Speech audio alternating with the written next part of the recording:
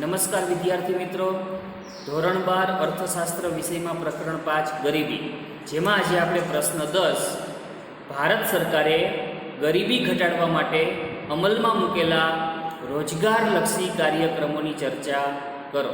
આ ક્વેશ્ચન વિશેની વાત કરવી છે. શું છે આપણો ક્વેશ્ચન? ભારત સરકારે ગરીબી ઘટાડવા માટે અમલમાં મૂકેલા રોજગારલક્ષી કાર્યક્રમોની ચર્ચા કરો. ગરીબી ઘટાડવા માટે ભારત સરકારે કેવી કેવી રોજગારલક્ષી યોજનાઓ અમલમાં મૂકી છે, કેવા કેવા રોજગારલક્ષી કાર્યક્રમો અમલમાં મૂક્યા છે, એના વિશેની આ ક્વેશ્ચનમાં વાત આવશે.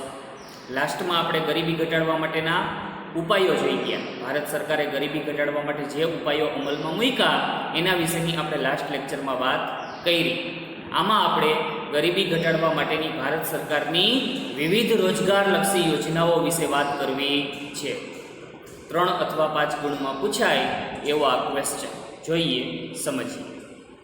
પ્રશ્ન 10, ભારત સરકારે ગરીબી ઘટાડવા માટે અમલમાં મૂકેલા રોજગારલક્ષી કાર્યક્રમો સમજાવો. એના વિશેની હવે આપણે વાત કરીએ.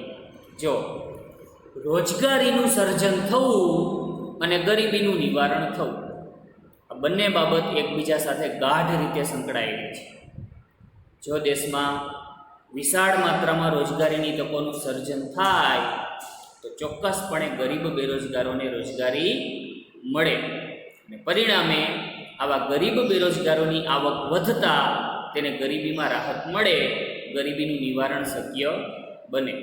એટલે જ દેશમાં વિશાળ માત્રામાં રોજગારીની તકોનું સર્જન થાય એ ખૂબ ઈચ્છનીય બાબત ગણાય, આવકાર્ય બાબત ગણાય. એટલે જ વિશાળ માત્રામાં રોજગારીની તકોનું સર્જન કરવાના હેતુથી જ ભારત સરકાર દ્વારા વિવિધ રોજગારલક્ષી યોજનાઓ, વિવિધ રોજગારલક્ષી કાર્યક્રમો સમયાંતરે અમલમાં મૂકવામાં આવે છે. આવા તો અનેક રોજગારલક્ષી કાર્યક્રમ ભારત સરકાર દ્વારા અમલમાં મુકાયેલા છે, પણ એમાંના આપણે મુખ્ય કહી શકાય એવા રોજગારલક્ષી કાર્યક્રમો વિશે અહીં આપણે વાત કરવી છે. તો અહીં આપણે આવા 5 રોજગારલક્ષી કાર્યક્રમો વિશે વાત કરશું. સૌથી પહેલો મુદ્દો સંકલિત ગ્રામ વિકાસ કાર્યક્રમ, જેને ઇંગ્લિશમાં IRDP integrated rural development programme તરીકે ઓળખશું. ઇન્ટિગ્રેટેડ એટલે સંકલિત, જોડાયેલ, રૂરલ એટલે ગ્રામ, ડેવલપમેન્ટ એટલે વિકાસ અને પ્રોગ્રામ એટલે કાર્યક્રમ. રૂરલ એટલે ગ્રામ અથવા ગામડું, એટલે ઇન્ટિગ્રેટેડ રૂરલ ડેવલપમેન્ટ પ્રોગ્રામ, સંકલિત ગ્રામ વિકાસ કાર્યક્રમ. 1 માર્કમાં ફૂલ ફોર્મ પૂછાય, શોર્ટ ફોર્મ પૂછાય, આ IRDPનું પૂરું નામ આપો તો તમારે અહીંયા ફૂલ ફોર્મ લખવાનું, ઇન્ટિગ્રેટેડ રૂરલ ડેવલપમેન્ટ પ્રોગ્રામ. બીજો કાર્યક્રમ સ્વર્ણ જયંતિ ગ્રામ સ્વરોજગાર યોજના, જેને આપણે ટૂંકમાં SGSY તરીકે ઓળખશું, સ્વર્ણ જયંતિ ગ્રામ સ્વરોજગાર યોજના. ત્રીજો મુદ્દો વેતનયુક્ત રોજગારીના કાર્યક્રમ. ચોથો મુદ્દો પ્રધાનમંત્રી રોજગાર યોજના, જેને ટૂંકમાં PMRY પ્રધાનમંત્રી રોજગાર યોજના તરીકે ઓળખશું. અને 5મો મુદ્દો રાષ્ટ્રીય ગ્રામીણ રોજગાર બાહેંધરી કાનૂન, નરેગા, જે વર્તમાનમાં મનરેગાના નામથી ઓળખાય છે. National rural employment guarantee act, Mahatma Gandhi national rural employment guarantee act, આ યોજના. તો આ 5 મુખ્ય કાર્યક્રમોની, 5 રોજગારલક્ષી કાર્યક્રમોની અહીં આપણે વાત કરવી છે. આ 5 રોજગારલક્ષી કાર્યક્રમોને આપણે 2 ભાગમાં વહેંચી શકીએ: સ્વરોજગારી માટેના કાર્યક્રમ અને વેતનયુક્ત રોજગારી માટેના કાર્યક્રમ. સૌથી પહેલાં તો આપણે એ સમજી લઈએ કે સ્વરોજગારી માટેના કાર્યક્રમ કોને ગણવા અને વેતનયુક્ત રોજગારી માટેના કાર્યક્રમ કોને ગણવા. તો જો જે કાર્યક્રમ અંતર્ગત સરકાર ગરીબ બેરોજગારોને સીધી જ રોજગારી પૂરી ન પાડે, જે કાર્યક્રમ અંતર્ગત સરકાર ગરીબ બેરોજગારોને સીધી જ રોજગારી પૂરી ન પાડે, પણ આવા ગરીબ બેરોજગારો ભવિષ્યમાં પોતાની જાતે રોજગારી મેળવી શકે એ માટેની સરકાર તાલીમ આપે, એ માટે સરકાર ધિરાણ પૂરું પાડે, સબસિડી આપે, માળખાગત સુવિધાઓનું નિર્માણ કરાવી આપે, તો આવા કાર્યક્રમને આપણે સ્વરોજગારી માટેના કાર્યક્રમ તરીકે ઓળખશું. અને જે કાર્યક્રમ અંતર્ગત સરકાર ગરીબ બેરોજગારોને સીધી જ રોજગારી પૂરી પાડી દે અને કામના બદલામાં વેતન આપે કે અનાજ આપે, યાદ રાખજો, આવા કાર્યક્રમને વેતનયુક્ત રોજગારી માટેના કાર્યક્રમ ગણશું. અહીં પહેલો મુદ્દો સંકલિત ગ્રામ વિકાસ કાર્યક્રમ, બીજો મુદ્દો સ્વર્ણ જયંતિ ગ્રામ સ્વરોજગાર યોજના અને ચોથો મુદ્દો પ્રધાનમંત્રી રોજગાર યોજના. આ ત્રણેય કાર્યક્રમ છે એ સ્વરોજગારી માટેના કાર્યક્રમ છે. જ્યારે ત્રીજો મુદ્દો વેતનયુક્ત રોજગારીના કાર્યક્રમ અને પાંચમો મુદ્દો રાષ્ટ્રીય ગ્રામીણ રોજગાર બાંહેધરી કાનૂન. આ બંને મુદ્દા છે એ વેતનયુક્ત રોજગારી માટેના કાર્યક્રમ છે. તો અહીં આપણે સૌથી પહેલાં વાત કરીએ સંકલિત. હવે આપણે વાત કરીએ સંકલિત ગ્રામ વિકાસ કાર્યક્રમ વિશે. શરૂઆત ક્યારે થઈ? સંકલિત ગ્રામ વિકાસ કાર્યક્રમની શરૂઆત ક્યારે થઈ? તો કે 2 ઓક્ટોબર 1980 થી. તારીખ ખાસ યાદ રાખજો, તમને પ્રશ્ન પૂછાય કે ભારતમાં સંકલિત ગ્રામ વિકાસ કાર્યક્રમ ક્યારે શરૂ થયો? તારીખ આપણે લખવાની 2 ઓક્ટોબર 1980.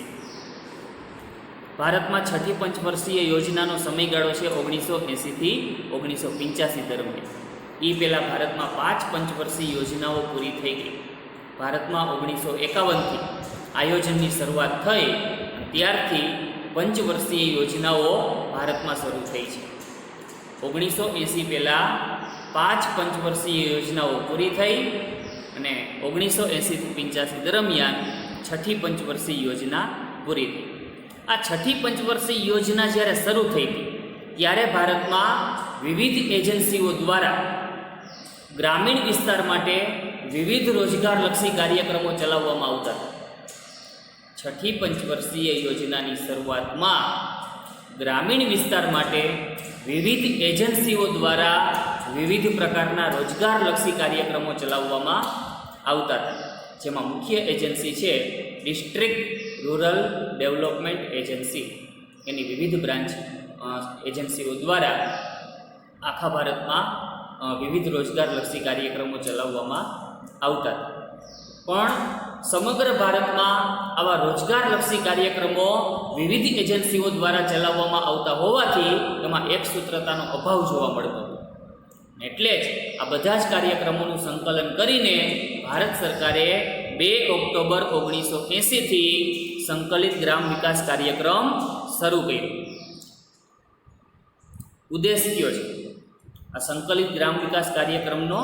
ઉદ્દેશ તો કે ગ્રામીણ પરિવારોને રોજગારી માટે પ્રોત્સાહિત કરવાનો. ગ્રામીણ પરિવારોને રોજગારી માટે પ્રોત્સાહિત કરવા, સ્વરોજગારી માટે પ્રોત્સાહિત કરવા, કે જેથી કરીને આવા ગ્રામીણ પરિવારો ગરીબી રેખાથી વધુ માત્રામાં આવક મેળવી શકે અને ગરીબીમાંથી રાહત મેળવી શકે. એ મુખ્ય ઉદ્દેશ. આ કાર્યક્રમ અંતર્ગત કેવા લોકો ઉપર, કેવા વર્ગો ઉપર ખાસ ધ્યાન કેન્દ્રિત કરવામાં આવ્યું હતું? એટલે કે આ કાર્યક્રમનો લાભ મેક્સિમમ કેવા લોકોને આપવામાં આવતો હતો? તો કે સીમાંત ખેડૂતો, ખેત મજૂરો તેમજ ગામડાના કારીગરો, એના ઉપર ખાસ ધ્યાન કેન્દ્રિત કરવામાં આવ્યું હતું આ યોજનાના લાભ આપવા બાબતે. સીમાંત ખેડૂત કોને ગણશે? તો કે એવો ખેડૂત જે ખેડૂત પાસે 0 થી 1 હેક્ટરની વચ્ચે જમીન હોય એને આપણે સીમાંત ખેડૂત ગણશું. જે ખેડૂત પાસે 1 થી 4 હેક્ટરની વચ્ચે જમીન હોય એ નાનો ખેડૂત, અને જે ખેડૂત પાસે 4 થી 10 હેક્ટરની વચ્ચે જમીન હોય એ મધ્યમ ખેડૂત, અને જે ખેડૂત પાસે 10 હેક્ટરથી પણ વધારે જમીન હોય એ મોટો ખેડૂત. સીમાંત ખેડૂત એટલે એવા ખેડૂતો જેની પાસે ખેતીલાયક જમીન 0 થી 1 હેક્ટરની વચ્ચે હોય, તેમજ ખેતમજૂર જે ખેતરમાં મજૂરી કરીને રોજગારી મેળવતા હોય, તેમજ ગામડાના વિવિધ કારીગરો. આવા વર્ગ ઉપર ખાસ ધ્યાન કેન્દ્રિત કરવામાં આવ્યું હતું. એટલે કે સંકલિત ગ્રામ વિકાસ કાર્યક્રમના મેક્સિમમ લાભો આ વર્ગને આપવા એવું નક્કી કરવામાં આવ્યું હતું. તો આ થઈ સંકલિત ગ્રામ વિકાસ કાર્યક્રમની વાત. ફરીથી આ યોજનાની શરૂઆત ક્યારે થઈ? 2 ઓક્ટોબર 1980 થી. શું છે મુખ્ય ઉદ્દેશ? તો કે ગ્રામીણ પરિવારોને સ્વરોજગારી માટે પ્રોત્સાહન પૂરા પાડવા, કે જેથી કરીને આવા ગ્રામીણ પરિવારો ગરીબી રેખાથી વધારે આવક મેળવી શકે અને ગરીબીની સ્થિતિમાંથી રાહત મેળવી શકે. કેવા વર્ગો ઉપર ખાસ ધ્યાન કેન્દ્રિત કરવામાં આવ્યું હતું? તો કે સીમાંત ખેડૂતો, ખેત મજૂરો અને ગામડાના કારીગરો. આવા વર્ગને લક્ષ્યમાં રાખવામાં આવ્યો હતો યોજનાના લાભ આપવા બાબતે. બીજી યોજના છે સ્વર્ણ જયંતિ ગ્રામ સ્વરોજગાર યોજના. એના વિશેની વાત કરીએ. જો આ યોજના ભારતમાં 1 એપ્રિલ 1999થી શરૂ થઈ. સ્વર્ણ જયંતિ ગ્રામ સ્વરોજગાર યોજના ભારતમાં ક્યારે શરૂ થઈ? 1 એપ્રિલ 1999થી. આ યોજના શરૂ થઈ ત્યારે અગાઉના 6 રોજગારલક્ષી કાર્યક્રમોનો આ યોજનામાં સમાવેશ કરવામાં આવ્યો. 1 એપ્રિલ 1999 પહેલાં મુખ્ય 6 રોજગારલક્ષી કાર્યક્રમો આ પ્રમાણે અમલમાં હતા. IRDP, TRYSEM, DWCRA, MWS, SITRA અને GKY. આ 6 કાર્યક્રમોનો સમાવેશ કરીને 1 એપ્રિલ 1999થી સ્વર્ણ જયંતિ ગ્રામ સ્વરોજગાર યોજના ભારત સરકાર દ્વારા શરૂ કરવામાં આવી છે. IRDP એટલે બધાને ફૂલ ફોર્મ ખબર છે, ઇન્ટિગ્રેટેડ રૂરલ ડેવલપમેન્ટ પ્રોગ્રામ, સંકલિત ગ્રામ વિકાસ કાર્યક્રમ. ટ્રાઇસેમ, TRYSEM એટલે શું? તો કે training of rural youth, training of rural youth for self employment. ગામડાના યુવકોને સ્વરોજગારી માટેની તાલીમ આપતી યોજના. પછી DWCRA એટલે development of woman and children in rural areas, ગ્રામીણ વિસ્તારમાં મહિલાઓ અને બાળકોના વિકાસ માટેની યોજના. ત્યાર પછી MWS millennium well scheme, 10 lakh કુવા યોજના. પછી SITRA supply of improved tools kits to rural artisans, એટલે કે ગ્રામીણ વિસ્તારના કારીગરોને ઉત્પાદન માટેના સાધનોની કીટનો જથ્થો પૂરો પાડવાની યોજના. અદ્યતન ઉત્પાદનના સાધનોની કીટનો જથ્થો પૂરો પાડવાની યોજના એટલે SITRA, કે જેમાં જુદા જુદા કામ માટે ઉત્પાદન માટેની સાધનોની કીટ ગ્રામીણ કારીગરોને આપવામાં આવતી હતી. સુથારી કામ માટે સુથારી કામ માટેની કીટ, લુહારી કામ માટે એ મુજબની કીટ, આવા સાધનોની કીટ કારીગરોને અપાતી. અને GKY ગંગા કલ્યાણ યોજના, જે સિંચાઈ માટેની યોજના છે, જેમાં સિંચાઈ માટે ખેડૂતોને આર્થિક સહાય પૂરી પાડવામાં આવતી. તો 1 એપ્રિલ 1999થી આ સ્વર્ણ જયંતિ ગ્રામ રોજગાર યોજના શરૂ કરવામાં આવી, જેમાં અગાઉના 6 કાર્યક્રમોનો સમાવેશ કરવામાં આવ્યો. IRDP, TRYSEM, DWCRA, MWS, SITRA અને GKY. આ છે 6ના ફૂલ ફોર્મ આપણે લાસ્ટમાં જોશું. 2 માર્કમાં એવો ક્વેશ્ચન પૂછાય છે કે સ્વર્ણ જયંતિ ગ્રામ રોજગાર યોજનામાં કઈ 6 યોજનાઓનું વિલીનીકરણ થયું હતું, તો આપણે 6 નામ લખવા પડશે. એટલે એના ફૂલ ફોર્મ આપણે લાસ્ટમાં જોશું. અત્યારે આપણે આ યોજનામાં આગળ વધીએ, સમજીએ ઉદ્દેશ શું છે આ યોજના. તો કે ગ્રામીણ ગરીબોને સ્વરોજગારી માટે તૈયાર કરવાનો, ગ્રામીણ ગરીબોને સ્વરોજગારી માટે તૈયાર કરવાનો મુખ્ય ઉદ્દેશ છે. આ યોજનામાં સરકાર ગરીબોને કઈ રીતે સહાયરૂપ થાય? તો કે ટચુકડા ઉદ્યોગોના વિકાસ માટે સ્વસહાય જૂથોને માળખાકીય મદદ પૂરી પાડવી, ટેકનોલોજીકલ મદદ પૂરી પાડવી, ધિરાણ પૂરું પાડવું, ઉત્પાદિત વસ્તુઓના બજાર માટેની સુવિધા સરકાર દ્વારા ગ્રામીણ ગરીબોને પૂરી પાડવામાં આવે છે. એ રીતે સરકાર અહીં ગ્રામીણ ગરીબોને મદદરૂપ થાય છે. સરકારનો ઉદ્દેશ એવો છે કે ટચુકડા ઉદ્યોગો વિકાસ પામે, ગ્રામીણ વિસ્તારમાં ટચુકડા ઉદ્યોગો વિકાસ પામે. ટચુકડા ઉદ્યોગો એટલે એવા ઉદ્યોગો કે જે ઉદ્યોગોમાં ₹25 લાખ સુધીનું મૂડીરોકાણ થયેલું હોય, 25 લાખની મર્યાદામાં મૂડીરોકાણ હોય અને શ્રમ પ્રધાન ઉત્પાદન પદ્ધતિની મદદથી ચાલતા હોય. એટલે કે શ્રમિકો દ્વારા જ વધુ પડતી મહેનત કરી અને ઉત્પાદન પ્રક્રિયા હાથ ધરવામાં આવતી હોય, અદ્યતન યંત્રોનો ઉપયોગ ઓછો હોય. આવી ઉત્પાદન પદ્ધતિને આપણે શ્રમ પ્રધાન ઉત્પાદન પદ્ધતિ તરીકે ઓળખશું. આવા ટચુકડા ઉદ્યોગોના વિકાસ માટે સ્વસહાય જૂથ રચવા, 10 થી 12 વ્યક્તિઓના સ્વસહાય જૂથની રચના કરવી અને આવા સ્વસહાય જૂથને માળખાકીય મદદ પૂરી પાડવી, ટેકનોલોજીકલ મદદ પૂરી પાડવી, ધિરાણ પૂરું પાડવું અને ઉત્પાદિત વસ્તુઓના બજાર માટેની સુવિધા પૂરી પાડવી. એ રીતે ગ્રામીણ ગરીબોને રોજગારી પૂરી પાડવાનો આ યોજનામાં ઉદ્દેશ છે. જે વર્ગ આ યોજનાનો લાભ લેવા માગતો હોય એને 10 થી 12 વ્યક્તિઓના ગ્રુપ બનાવવાના અને આખા ગ્રુપે જિલ્લા ગ્રામ વિકાસ એજન્સી પાસે કે તાલુકા પંચાયત પાસે જવાનું અને કહેવાનું કે અમારે સ્વર્ણ જયંતિ ગ્રામ સ્વરોજગાર યોજનાનો લાભ લેવો છે. એટલે એ પ્રમાણે ત્યાંના જે અધિકારીઓ છે એ આ યોજના વિશેની બધી જ માહિતી આપશે અને પૂછશે કે તમારે કયું વર્ક કરવું છે, કયા પ્રકારની વસ્તુઓ ઉત્પન્ન કરવી છે. તો એ મુજબ આ ગ્રુપે વસ્તુઓનું ઉત્પાદન કયું કરવું એ પસંદગી કરવાની હોય છે અને એ મુજબ પછી આ યોજનાના લાભ લઈ શકાતા હોય છે.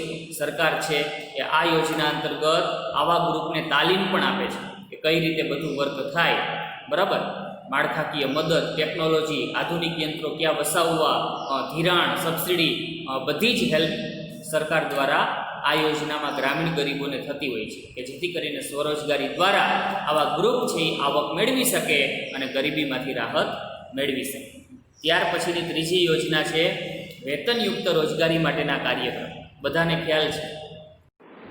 હવે આપણે ત્રીજો મુદ્દો વેતનયુક્ત રોજગારીના કાર્યક્રમ એના વિશેની વાત કરીએ. જો વેતનયુક્ત રોજગારીના કાર્યક્રમો કોને ગણવા તમે બધાય જાણો છો કે જે કાર્યક્રમો અંતર્ગત સરકાર ગ્રામીણ ગરીબોને સીધી જ રોજગારી પૂરી પાડી દે અને કામના બદલામાં વેતન આપે કે અનાજ આપે, આવા કાર્યક્રમને વેતનયુક્ત રોજગારીના કાર્યક્રમ તરીકે ઓળખશું. આવા વેતનયુક્ત રોજગારીના કાર્યક્રમો એ ગરીબી નાબૂદી માટેની વ્યૂહરચનાનો જ એક ભાગ છે. આવા કાર્યક્રમ ઘણા ઉદ્દેશ ધરાવે છે. આ વેતનયુક્ત રોજગારીના કાર્યક્રમોનો લક્ષ્યાંક કેવા ગરીબ લોકો હતા, કેવા ગરીબ લોકોને આવા કાર્યક્રમોનો લાભ આપવો એવું નક્કી કરવામાં આવ્યું હતું. તો કે એવા ગરીબ લોકો જેની પાસે પોતાના ભૌતિક શ્રમ સિવાય આવક પ્રાપ્તિનું બીજું એક પણ સાધન ન હોય.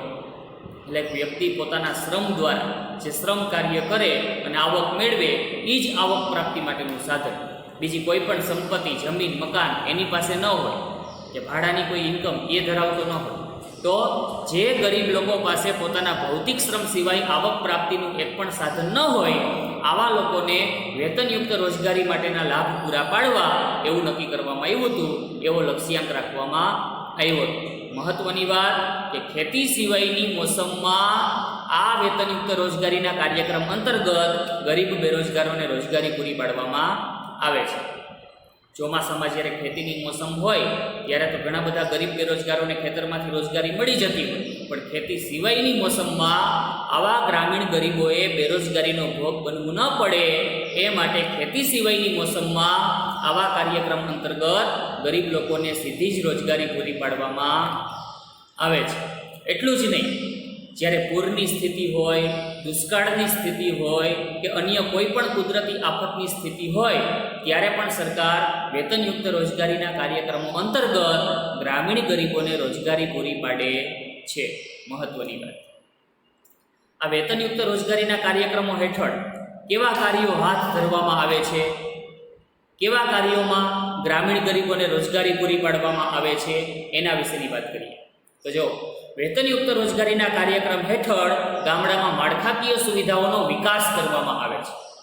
જેમ કે નદીમાં ચેકડેમો બાંધવા, મોટા મોટા બંધો બાંધવા, તળાવનું નિર્માણ કરવું, તળાવમાંથી કાદવ અને કાપ દૂર કરવા, તળાવને ઊંડા કરવા, વૃક્ષોનું વાવેતર કરવું, પ્રાથમિક શાળાઓના ઓરડા બનાવવા, આરોગ્ય કેન્દ્રના ઓરડા બનાવવા, એનું સમારકામ કરવું. તો આવા અનેક પ્રકારના કાર્યો ગામડામાં હાથ ધરવામાં આવે છે. એટલે કે માળખાકીય સુવિધાઓનો આ રીતે વિકાસ કરવામાં આવે છે અને આવા કાર્યોમાં સરકાર ગ્રામીણ ગરીબોને રોજગારી પૂરી પાડે છે અને યોગ્ય વેતન પ્રાપ્ત થાય, શ્રમિકોને, ગ્રામીણ ગરીબોને યોગ્ય વેતન પ્રાપ્ત થાય એ માટેના પ્રયાસો સરકાર દ્વારા કરવામાં આવે છે. આવા વેતનયુક્ત રોજગારીના કાર્યક્રમોમાં મુખ્યત્વે બે કાર્યક્રમોનો સમાવેશ થાય છે. એક તો જવાહર રોજગાર યોજના JRY અને બીજું રોજગાર બાહેંધરી યોજના. આ બે કાર્યક્રમોનો વેતનયુક્ત રોજગારીના કાર્યક્રમમાં સમાવેશ થાય છે. એક માર્કમાં ક્વેશ્ચન પૂછાય કે વેતનયુક્ત રોજગારીના કાર્યક્રમોમાં કયા બે મુખ્ય કાર્યોનો સમાવેશ થાય છે, તો આપણો આન્સર હોવો જોઈએ જવાહર રોજગાર યોજના અને રોજગાર બાહેંધરી યોજના. ઓકે, આગળ વાત કરીએ એના પછીની યોજનાની.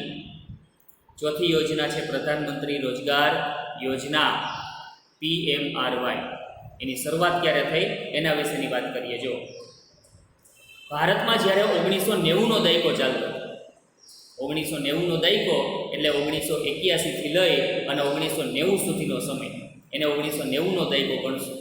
1990ના દાયકામાં સંગઠિત ક્ષેત્રોમાં રોજગાર વૃદ્ધિ સ્થગિત થઈ ગઈ. સંગઠિત ક્ષેત્રો એટલે સરકારી ક્ષેત્રો, જાહેર ક્ષેત્રો, એમાં રોજગારીમાં વધારો સ્થગિત થઈ ગયો, સ્થિર થઈ ગયો. એટલે કે જાહેર ક્ષેત્રોમાં રોજગારીનું સર્જન થતું ન હતું. જાહેર ક્ષેત્રોનો વિકાસ નકારાત્મક જોવા મળ્યો હતો. એ સમયમાં જાહેર ક્ષેત્રો છે એ વધુ માત્રામાં વિકાસ કરી શકતા નહોતા. જાહેર ક્ષેત્રો છે એ બિનકાર્યક્ષમ સાબિત થયા એના કર્મચારીઓને લીધે. કારણ કે ભારત સરકારે જાહેર ક્ષેત્રોમાં કામ કરતા કર્મચારીઓને નોકરીની સલામતી આપી દીધી, અને એટલે જ જાહેર ક્ષેત્રમાં કામ કરતા કર્મચારીઓને એવું થઈ ગયું કે અમે ગમે એમ કામ કરીએ, અમારી નોકરી જવાની નથી. અને એટલે જ આવા કર્મચારીઓએ અપ્રમાણિકતાથી કામ કર્યું, નિષ્ઠાપૂર્વક કામ કર્યું નહીં, અને એમાં જાહેર ક્ષેત્રોનો જે વિકાસ છે એ સ્થગિત થઈ ગયો, નકારાત્મક. જાહેર ક્ષેત્રો છે એ ખોટમાં ગયા, અને એટલે જાહેર ક્ષેત્રોમાં રોજગાર વૃદ્ધિ સ્થગિત થઈ ગઈ. 1990ના દાયકાની વાત છે. અને બીજી બાજુ બેરોજગારીનો દર એ સમયમાં ખૂબ ઝડપથી વધતો જતો હતો. જાહેર ક્ષેત્રોમાં રોજગાર વૃદ્ધિ સ્થગિત થઈ ગઈ એ બેરોજગારીનું પ્રમાણ વધતું જતું હતું. એટલે જ ભારત સરકાર દ્વારા 2 ઓક્ટોબર 1993થી સ્વરોજગારી માટે પ્રધાનમંત્રી રોજગાર યોજના શરૂ કરવામાં આવી. તારીખ અહીં પૂછાતી નથી, પણ છતાં કહી દઉં, 2 ઓક્ટોબર 1993થી આ પ્રધાનમંત્રી રોજગાર યોજના ભારત સરકારે શરૂ કરી છે. ઓકે, આગળ જોઈએ ઉદ્દેશ. આ યોજનાનો ઉદ્દેશ શું છે? તો કે શિક્ષિત બેરોજગારોને સ્વરોજગારી માટે સાહસો સ્થાપવા માટે આર્થિક મદદ પૂરી પાડવી. શિક્ષિત બેરોજગારોને અહીં લોન પૂરી પાડવામાં આવે છે સરકાર દ્વારા, ઓછા વ્યાજની લોન પૂરી પાડવામાં આવે છે. શિક્ષિત બેરોજગાર કોને ગણશું?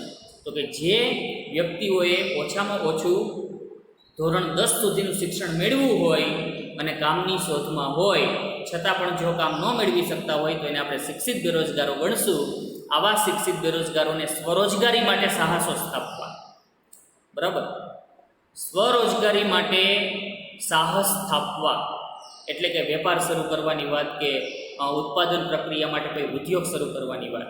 આવા સાહસો સ્થાપવા માટે આર્થિક મદદ પૂરી પાડવાનો ઉદ્દેશ હતો. આર્થિક મદદ સરકાર અહીં પૂરી પાડે શિક્ષિત બેરોજગારોને સાહસો સ્થાપવા માટે, લોન પૂરી પાડે, એ રીતના ઉદ્દેશથી આ યોજના શરૂ કરવામાં આવી હતી. ત્યાર પછી લાસ્ટ 5મી યોજના, રાષ્ટ્રીય ગ્રામીણ રોજગાર બાહેંધરી કાનૂન NREGA, NREGA, national rural employment guarantee act.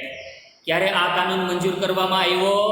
વર્ષ 2005થી સંસદમાં બહુમતીથી ઠરાવ પસાર કરી અને આ એક્ટ કાનૂન મંજૂર કરવામાં આવ્યો છે વર્ષ 2005થી. અને 2 ફેબ્રુઆરી 2006થી આ કાર્યક્રમને સમગ્ર દેશમાં લાગુ પાડવામાં આવ્યો છે. કાનૂન મંજૂર ક્યારે થયો? તો કે 2005માં. અને આ કાર્યક્રમ સમગ્ર દેશમાં લાગુ ક્યારથી પડ્યો? તો કે 2 ફેબ્રુઆરી 2006થી. શું છે ઉદ્દેશ આ કાર્યક્રમનો? એના વિશેની વાત કરીએ. આ કાર્યક્રમ હેઠળ રાષ્ટ્રીય ગ્રામીણ રોજગાર બાહેંધરી કાનૂન અંતર્ગત સાર્વજનિક નિર્માણ કાર્યક્રમ હેઠળ દેશમાં સંપત્તિઓ ઊભી કરવાની વાત છે. સાર્વજનિક નિર્માણ કાર્યક્રમ હેઠળ દેશમાં ગ્રામીણ વિસ્તારમાં, શહેરી વિસ્તારમાં વિવિધ સંપત્તિઓ ઊભી કરવાની વાત છે, માળખાગત સુવિધાઓ ઊભી કરવાની વાત છે. હમણાં જ આપણે વાત કરી એ મુજબ કે પ્રાથમિક શાળાઓ બનાવવી, આરોગ્ય કેન્દ્રોના નિર્માણ કરવા, તળાવમાંથી કાદવ કાપ દૂર કરવા, નવા તળાવનું નિર્માણ કરવું, વૃક્ષોનું વાવેતર કરવું, આવા તો અનેક સાર્વજનિક નિર્માણ કાર્યો આ યોજના અંતર્ગત હાથ ધરવામાં આવે છે. અને આવા માળખાગત સુવિધાઓ ઊભી કરવાના કાર્યોમાં, સાર્વજનિક નિર્માણ કાર્યોમાં ગ્રામીણ કુટુંબોને, શહેરી કુટુંબોને તેમજ નીચલા મધ્યમ વર્ગીય કુટુંબના કોઈ એક વ્યક્તિને દર વર્ષે ઓછામાં ઓછા 100 દિવસની રોજગારી પૂરી પાડવાની અહીં સરકાર બાહેંધરી આપે છે. ગામડાનું ગરીબ કુટુંબ હોય કે શહેરનું ગરીબ કુટુંબ હોય કે પછી નીચલા મધ્યમ વર્ગીય કુટુંબની કોઈ એક વ્યક્તિને દર વર્ષે ઓછામાં ઓછી 100 દિવસની રોજગારી પૂરી પાડવાની સરકાર બાંહેધરી આપે છે. યાદ રાખજો, લઘુત્તમ વેતન પૂરું પાડવામાં આવે છે. ન્યૂનતમ વેતન જે સરકાર દ્વારા નક્કી કરવામાં આવ્યું છે 220 રૂપિયા સરકાર દ્વારા પૂરી પાડવામાં આવે છે. અને 100 દિવસની રોજગારી પૂરી પાડવાની બાંહેધરી. એક વર્ષમાં આટલા દિવસ તો સરકાર રોજગારી પૂરી પાડશે એટલે એવું છે આવકની બાબતમાં એક બાંહેધરી મળી જાય ગરીબોને. આ યોજનાનું નામ 2009માં નરેગા 2 ઓક્ટોબર 2009થી આ નરેગા યોજનાનું નામ સુધારવામાં આવ્યું અને મનરેગા કરવામાં આવ્યું. MGNREGA મહાત્મા ગાંધી રાષ્ટ્રીય ગ્રામીણ રોજગાર બાંહેધરી કાનૂન. આ યોજના વિશેની ડિટેલમાં વાત હજી ચેપ્ટર 6 બેરોજગારી એમાં પણ આવશે, પણ અહીં એટલી જ સમજૂતી આપણે જોવાની છે. તો અહીં આપણે કુલ 5 યોજનાઓની વાત કરી, બરાબર.